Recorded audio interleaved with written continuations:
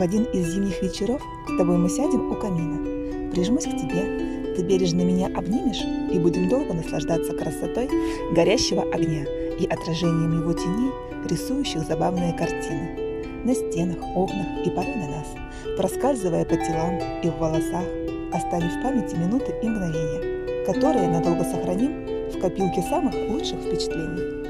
Расскажешь, как ты много посетил тех стран, которые тебя пленили, художниках, музеях и местах, что оставляют след в сердцах людей, которые там были. А я прочту тебе свои стихи. Ты, как обычно, будешь улыбаться и скажешь, что польщен и восхищен, хотя и слышал их уже раз 115.